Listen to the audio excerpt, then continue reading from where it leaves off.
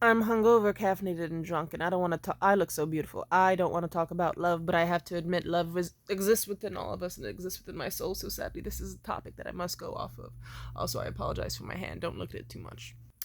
So something that hurts is when you know stuff about people and you really want to help them, but you can only let them help themselves. I want to tell this one guy, Mitchell, the guy I met with over Christmas, I want to be like, nigga, you have a mother wound.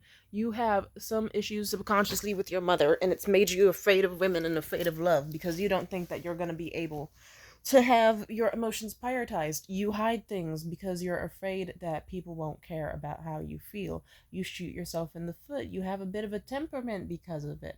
And I want to tell him so much about himself, but I know deep down the only way that man can ever change is if he chooses to by himself. And the sad thing is, I don't even think he needs to change much. The only thing that I don't want to change shit about this man at his core. Do I? At least as of now, not from what I can tell. I just wish he could like himself, but sadly, I guess not liking himself is embedded to his core, and only he can undo that. But that type of shit makes me sad. It's like, why don't people like themselves? I know, I know. I remember over Christmas when Mitchell straight up I told him how I don't like when being around insecure people because they piss me off and they usually do a bunch of dumb shit. And he paused for a few seconds, and that told me enough. But he did say, "It's not always so easy to like yourself." And I said, "Oh, you don't like yourself?" He said, "Well, I mean," and he kind of paused, and that also answered the question for me. But he did explain, like, he recognizes that he's considered an attractive man. He recognizes that other people can find him attractive. He's been told by other people that he's like an 8 or an 8.5. Like, he is considered a very conventionally attractive man. He has, like, I don't know, there's a lot to him, but I guess it's still a matter of does he think he deserves it. And honestly, another reason I keep or had kept thinking about stuff that happened between us is because I'm just like, fuck, dude. It's just so sad to me that it's like someone who's so intelligent and interesting and fun and charismatic and probably, like, no offense, I mean this with almost every fucking bone in my body. They were one of the best people I've met all fucking year. Do you know how trippy it is to meet someone who steals the fucking show like that? At the end of the guy, like, I went through a whole year of meeting endless amounts of people, bro. Endless amounts of people. And you, sir, you specifically stuck out. You stuck out to me. Do you know how amazing that is? Like, you just came in at, like, I don't know how to explain it. It's like, imagine, it's frustrating. It's like, imagine seeing Angelina Jolie say, "Oh, I don't know, I don't think I'm that cool." Or imagine seeing, like, someone who won the Super Bowl be like, I'm not that good at throwing. I don't even think people fuck with me like that, really. I'm not super great at sports. It's like, nigga, they are throwing ceremonies in your honor. What do you mean you still don't believe that you're likable? What the fuck?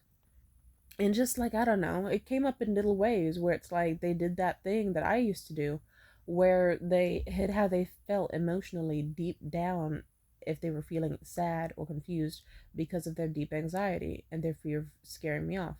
And I recognize a bunch of the things they did. Like, I keep thinking about that bus stop fight because I think that's when I saw them at their most vulnerable in a lot of ways.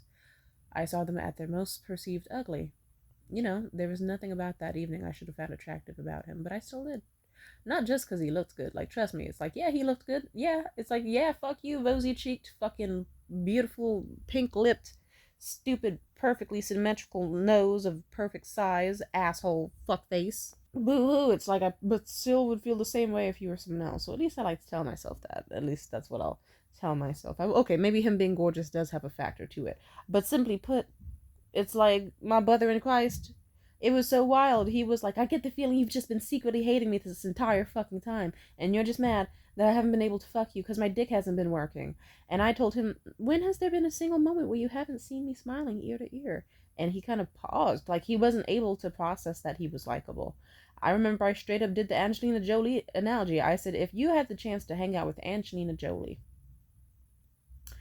and you were able to, like, yeah, it's like, and you were able to fuck her, but then she had vaginismus or something going on downstairs, or her period or whatever, where you just weren't able to fuck her. Like her pussy was too tight or it was dry or whatever. Guess what? Are you still gonna be like, oh no, What a lame time. Fuck this bitch. Or are you gonna go, hell yeah, I'm still gonna be happy just to talk to and hang out with Angelina Jolie. You would not turn down hella days of talking and getting tea with and eating dinner with and having a fun time with. That would be even better.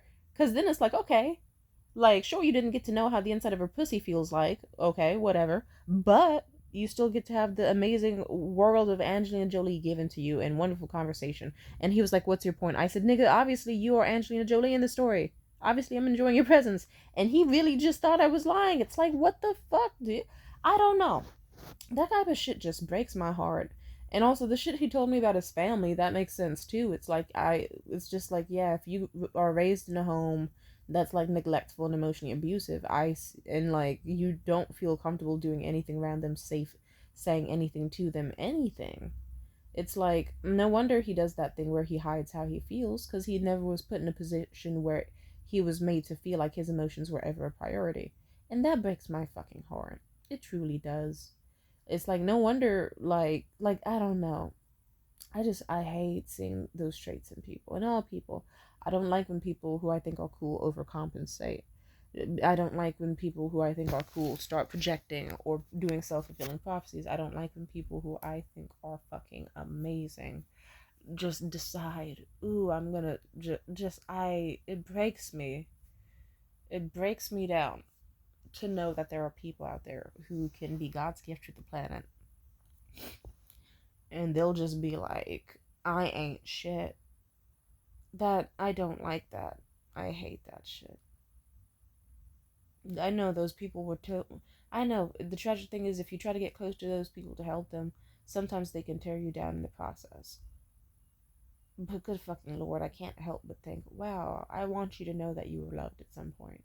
That you weren't just made to suffer alone. That you don't have to just go the rest of your life thinking, I can never be a priority. I can never say how I feel until I blow up at somebody. I have to always hide my emotions and be afraid of confrontation and be afraid of saying anything. I don't want that, you know? I wanted a lot better for Mitchell.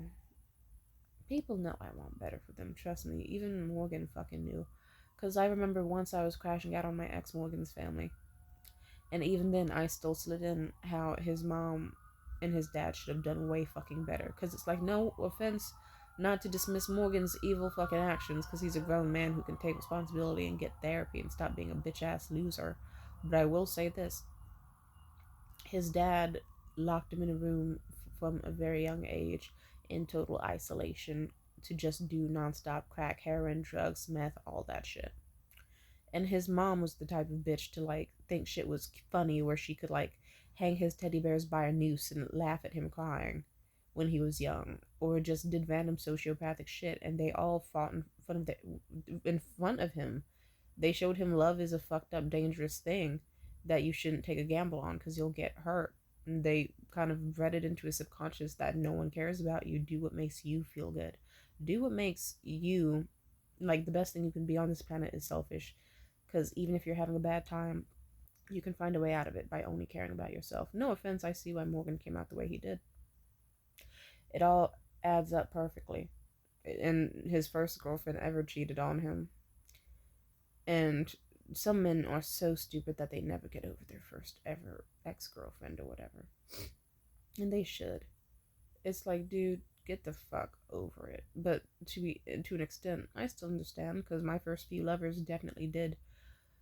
Well, let's just say I'm still meeting fucked up people just like them a decade later, so I can't be too much of a hypocrite. I'm just saying it's a damn shame. I want better for people. But yeah, I cursed out Morgan's parents, and even then he kind of thanked me, because I guess me doing that led to his mother kind of taking some sort of responsibility and trying to talk to him more and make him feel like he has a place to talk to and like come to, and that they don't just have to be total strangers. And she tries to hug him, at least allegedly that's what he says. I don't know. So I kind of get why some people just go, fuck it, I'm gonna give up on love or believing in other people. It's a fucked up planet out there, and people will fucking chew you up and spit you out. And I guess the reason I still care and think so much about these people is because I just want to be like, you don't have to be so tough all the time. There can be sanctuaries for you. There can be people that love you. I'm one of those people. I want you to feel loved. And that's what I want at my core for these people. But then again, I don't know. These people can also have very inconsistent moments with how they make me feel loved, because not everyone can love the same way I do. And that's tragic. I wish they did. But whatever. For example, Mitchell's love lasted all of a week, and then after that week, it took a month to get him to have a single phone call, and even then, he was incredibly disrespectful of my boundaries and didn't listen to me. But on the bright side, he did make me feel loved enough in that week where he stole the fucking show. So I guess a part of me is like, I wish I could be that for him. I wish I was that to him. I wish he actually did think of me and actually did go, huh, she seemed great, and I want to consistently make her happy. Or she seemed great, and I want her around because she makes me feel consistently happy. I just want to feel happy with people. Oh well. Anyway, don't worry about me, y'all. I'm still having a pretty good Valentine's Day. I'm also very drunk, but I feel happy. Alright. And I guess the good thing is that at the end of the day, I still feel really content. I forgot it's Valentine's Day. Me being wasted probably does help, but I'm just like, huh. The sun is shining. I feel nice. It's a beautiful day. And I still love myself regardless. Amen. And that's the important thing. I just love yourself. So on the bright side, even if I'm not around these people anymore, it's okay. They'll destroy themselves 1,000 times over, and I at least try to fix my shit by myself, not revolving around another person. And that's what helps. Like, do I sometimes search for other people to help me be emotionally stable? Yes, but then again, my excuse is at least that I'm fucking alone. Like, some of these people have so-called friends of years or decades, and they can't talk about anything in their life, so they come to someone like me. Some people can spend their time alone and they can't even enjoy it by themselves, and then they'll not even really bother to like grow as a person, fix their issues. They stuff them in the closet. Me, I enjoy myself, and actually the most fun I have is making videos like this, because then it forces me to unpack my issues and be like, okay, what about myself shall I notice? And at the end of the day, I really do like myself.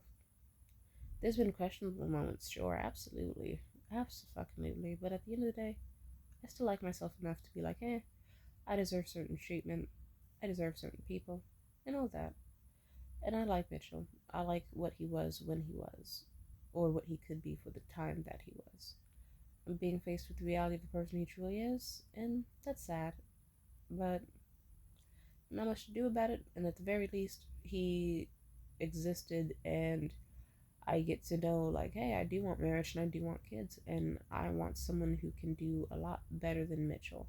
And Mitchell was already, like I said, Mitchell was so impressive and extremely rare. It makes sense that it's taken a bit of time to get over him. I would have liked it to have been him, but, he has issues that, no offense, tie back to issues that even my first ex-boyfriend had, or my mother had, and all that shit. So, I got my own shit to unpack. I absolutely do. The sad thing is, like, I don't know. It's like, it's this tragedy that I'll see someone and I'll be like, I want you to stop. I don't want you to become the version of myself that I almost was if I didn't bother to heal my issues that I got from my family. But then, in hindsight, then I'm just meeting people who have the exact same maturity levels as my mother, but then they have a dick, or like, and then, like, yeah, it's like, yeah, I don't want it to have that cycle continue, so I guess some people just have to be left behind. You just gotta leave them behind and let them be the little pathetic, stupid little assholes they are, and you'll live. And life goes on. But I will say this. I'm glad that I at least like myself to notice certain things. Some people can't look their issues in the eyes. I at least try to face all of them head on. And even if I don't reach all of them in one single video or one fell swoop, it's okay. It's a learning process. But I love myself, and I know what I want and I deserve. If anything, I just told off my ex Liam the other day. I didn't even tell him off super abrasively. I just communicated it to him like this. I said, "Hi, I'm disappointed in the lack of Valentine's Day plans, admittedly." He tried to ask me to hang out yesterday. He was like, "Hey, how you doing? You want to come over?" I was like, "Oh, I am free today, but admittedly, I am disappointed by the lack of like V-Day plans." And then it seemed like he immediately got sassy and defensive. He was like, "Okay, so what do you want to do about that?" I worked that day and I just had to send a voice message. It took multiple drafts, but I sent the nicest one. I said, "I have tried." I sent him two voice messages and I was like, "It's not about the gifts, it's not about anything, it's about the core principle about how, like, you've seen me draw next to you what type of stuff I wanted to do for Valentine's Day for ages. And here we are, February 13th, you're not doing anything. That's not very impressive to me. And I'm not a fan of that. On top of that, so I'm a little hungover. The hangover is kicking in. But in a nutshell, I basically communicated. It was like, when they say that your dog starts barking at you, it's because someone else is feeding it. So I told him that, and I said, "And I have noticed that you've been snapping at me a lot more, and we've been talking a whole lot less, and we don't have conversations in person or anything to talk about with each other anymore. So what are we really doing? And you've been doing moves in bed that I certainly didn't teach you. So frankly, like, whether there is someone around that is in your life or not, it doesn't really matter, because frankly, just consider me uninterested." And I meant that, and I sent him those messages, and we haven't talked since. And I went out and I had a fun night with friends, and I socialized and flirted, and it was an awesome time. And it was great. And I'm so glad I didn't decide to settle for another night of just sitting home with Liam, or sitting at Liam's house with him door dashing food, but saying it would have been too expensive for anything I wanted, no matter how big or small. But he's been trying to drop that habit at least, thank God, but still, stupid. He's a sweet guy, but not always. Even then, it's like, eh.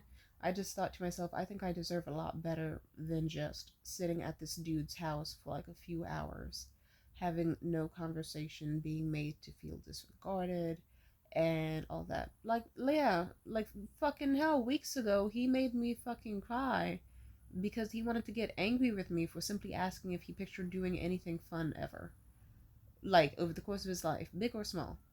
Like, if there's anything he's looking forward to or wants to try someday, big or small. It could be as big as going to Costa Rica or becoming a scuba diver or instructor, or it could be as small as trying a candy from the 90s, like fucking, that you have procrastinated on trying all this time. Like kazoos. Are they called kazoos? Those little, no, Dunkaroos. Yeah, I've never had those, but I heard they're great.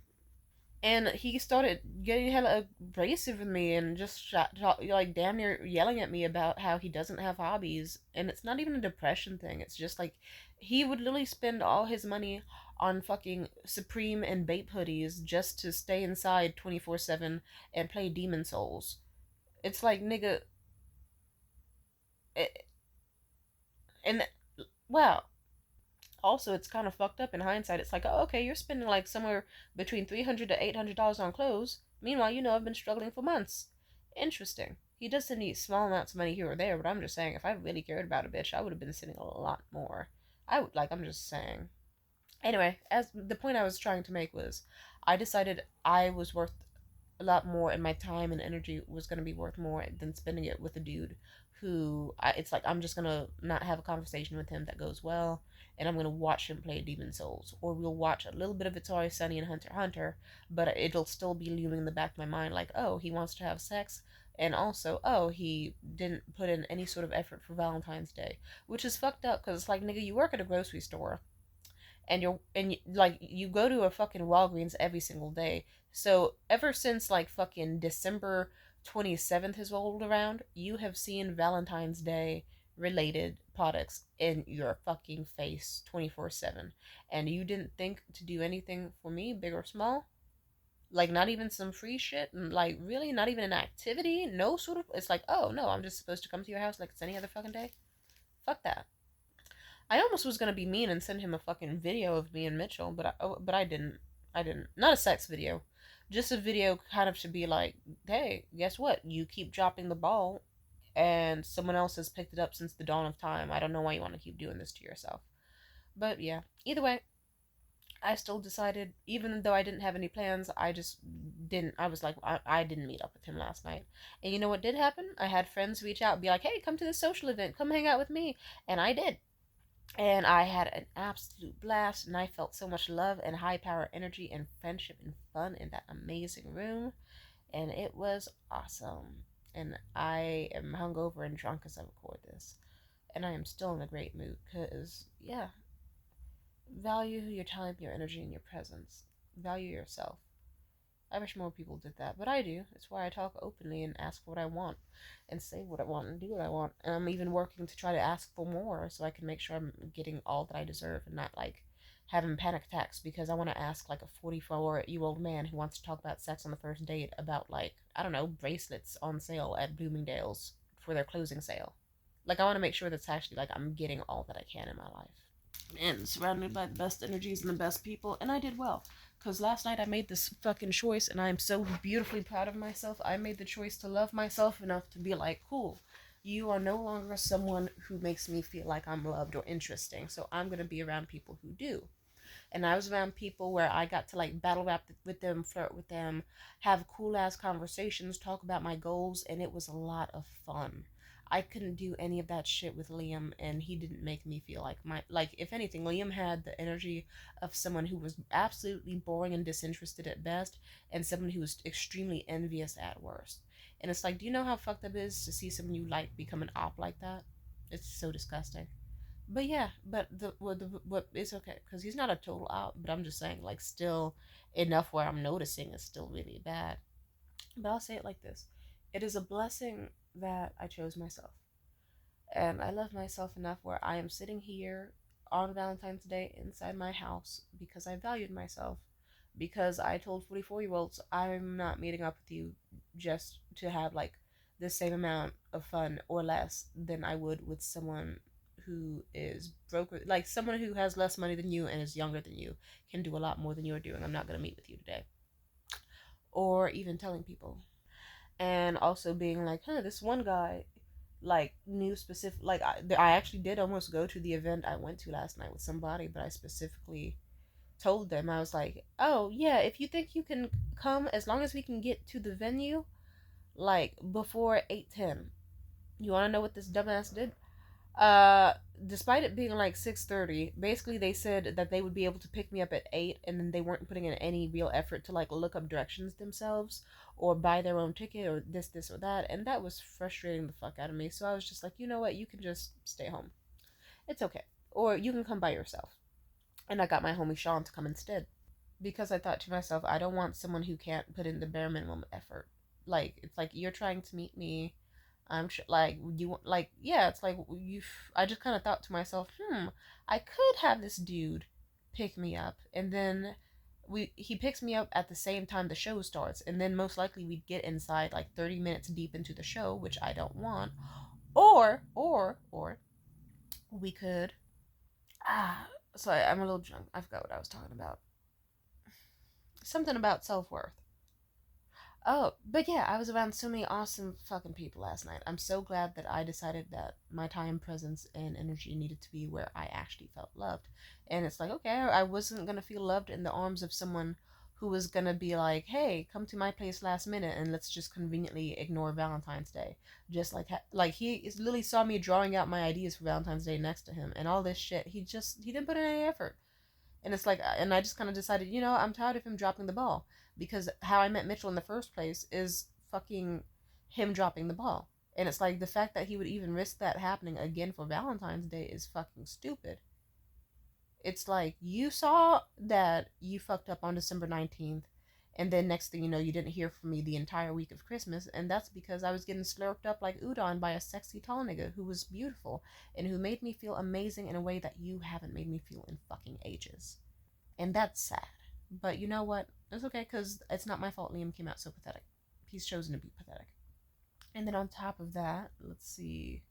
Yeah, I'm just on a different wavelength. And I instead went to that cool ass variety show, hung out with a homie who gave me way too many drinks, but we still had a blast. Socialized, felt a lot of love and good energy in that room, and talked about my goals. And that made me come home feeling so happy. And I just listened to music and danced and stayed up way too late and existed happily. And that's what matters.